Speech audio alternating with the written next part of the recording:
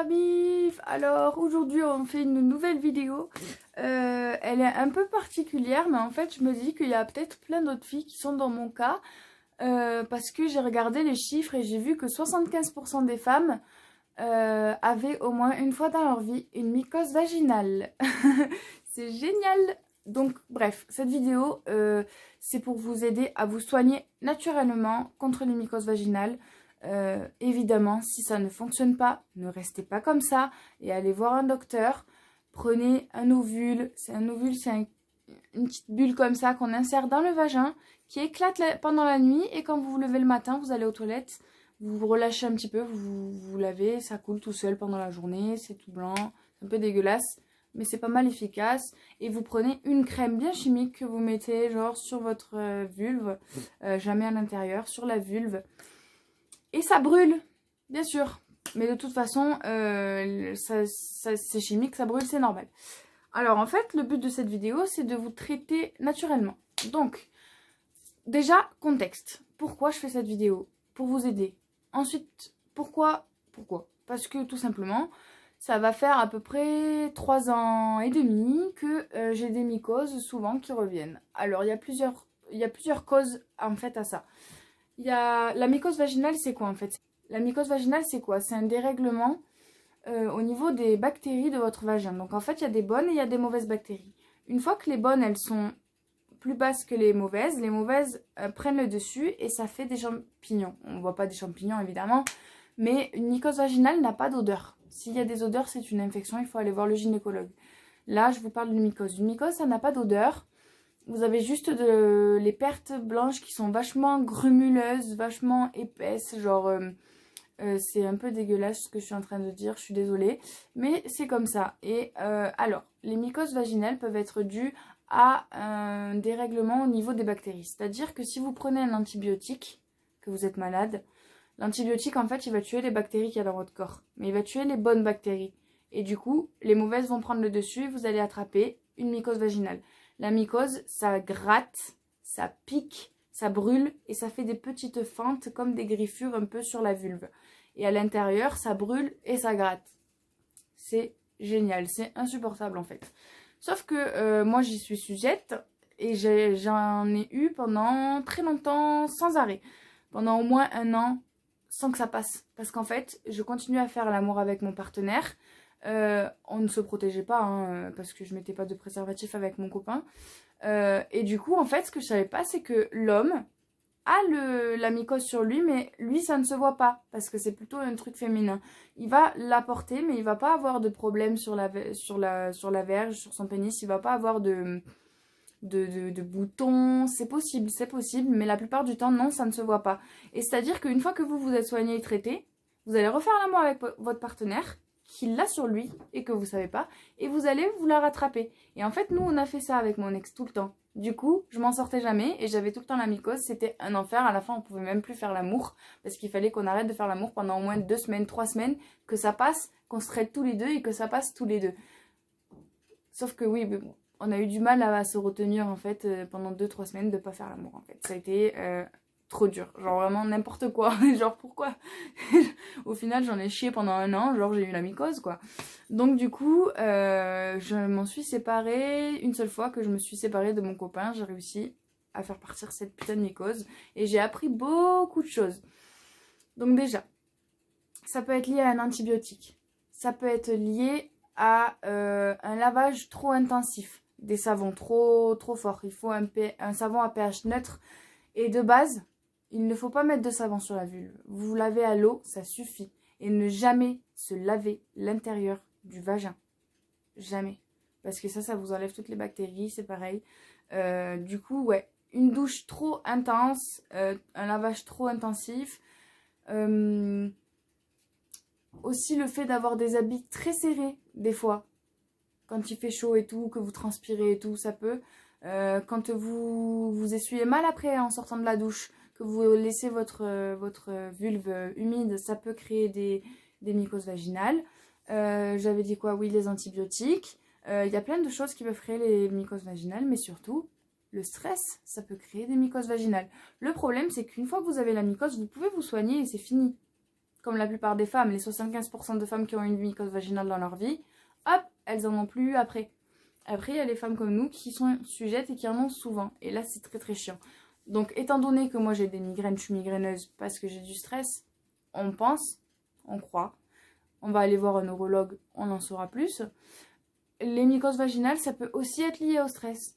Donc, en gros, si vous êtes très stressé, vous pouvez avoir une mycose vaginale. C'est pour ça que moi, j'ai des mycoses vaginales. Donc, comment vous soignez au naturel quand vous avez une mycose vaginale? Alors déjà, il y a un indispensable que vous devez tout le temps avoir chez vous, c'est de l'huile essentielle de tea tree. Parce que si vous avez des boutons, genre rouges, vous savez, gros gonflés là, les boutons qui ne sont pas encore sortis, même blancs en vrai, vous en mettez dessus plusieurs fois par jour, genre 2 fois par jour, 3 fois par jour. Et en fait, avec le temps, genre pendant 4-5 jours, votre bouton il va se dégonfler, il va partir. C'est un antifongique, c'est un antibactérien, le tea tree. Donc,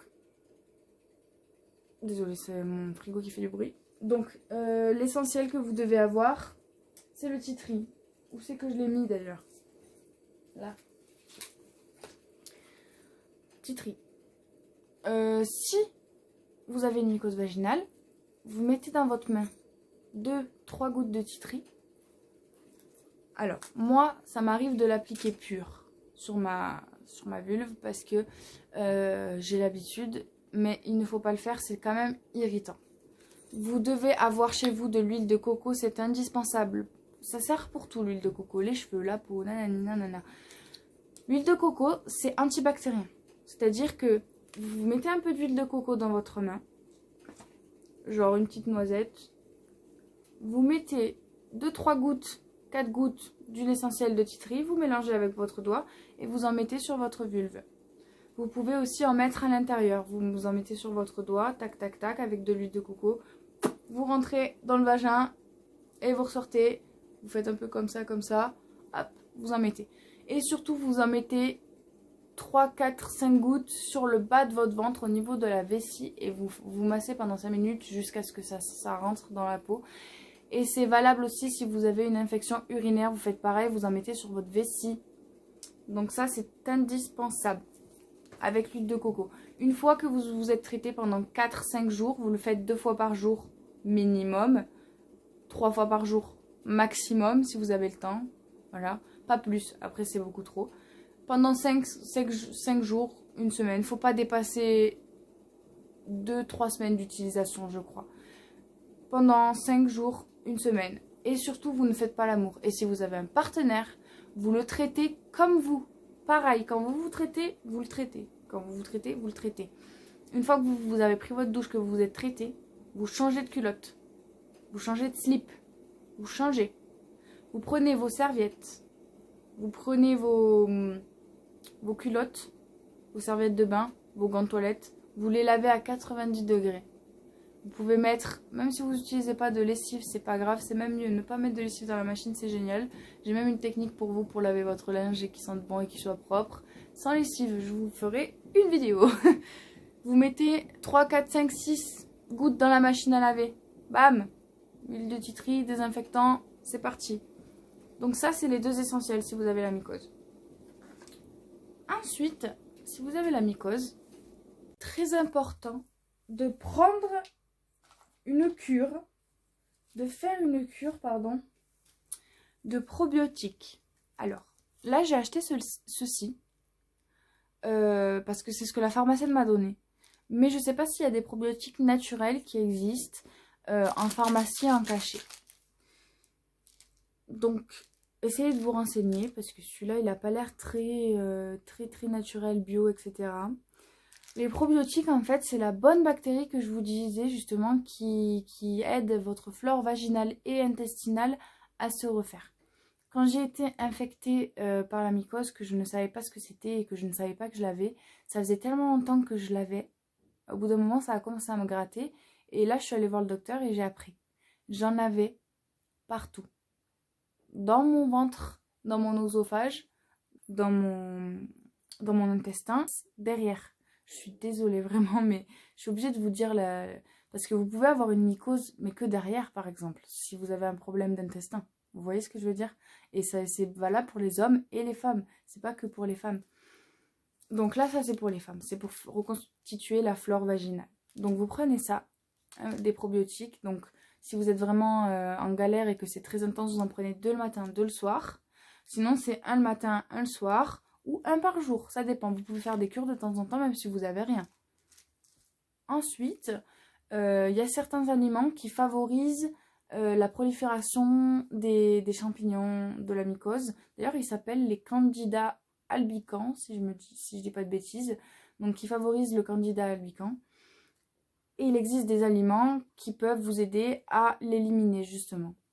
Du coup, au niveau des aliments qui favorisent, il y a le sucre. Si vous mangez beaucoup de sucre, ne vous étonnez pas d'avoir des mycoses. Parce que les mycoses, elles adorent le sucre, elles se nourrissent de sucre. Les bactéries se nourrissent de sucre. Donc si vous avez une mycose, essayez de plus manger de sucre pendant genre une semaine. Vous faites un jeûne, genre vous pouvez manger salé, mais il y a toujours du sucre. Surtout si vous mangez pas bio et naturellement, il y a toujours du sucre dans vos repas en fait. Dans les trucs industriels, etc. Donc essayez de faire un petit jeûne de 1-2 jours, histoire de vous nettoyer l'intestin et tout. Et de ne pas manger de sucre pendant 5 jours, une semaine. Ensuite, comment ça s'appelle? Les fruits à coque, c'est-à-dire les noisettes, les noix, les amandes, tout ça. C'est des fruits à coque, c'est des fruits séchés en fait qui ont comme des petites moisissures en fait sur eux. Et ça favorise aussi le champignon. Ensuite, on a le yaourt blanc nature, pas sucré. Lui, au contraire, il peut aider à reconstruire la flore. En fait, vous n'êtes pas obligé de prendre une cure, hein. Vous pouvez le faire avec les aliments. Vous vous renseignez sur les aliments qui contiennent des probiotiques et vous les mangez. Et du coup, oui, ça peut le faire. Mais ça, c'est bien de le prendre si jamais vous avez la flemme de chercher ou que vous avez la flemme d'acheter les aliments ou que vous n'aimez pas les aliments en question qui peuvent vous aider à avoir une flore vaginale et intestinale parfaite et que vous êtes infecté, par exemple, que vous en avez marre, que vous savez plus quoi faire. Prenez ça.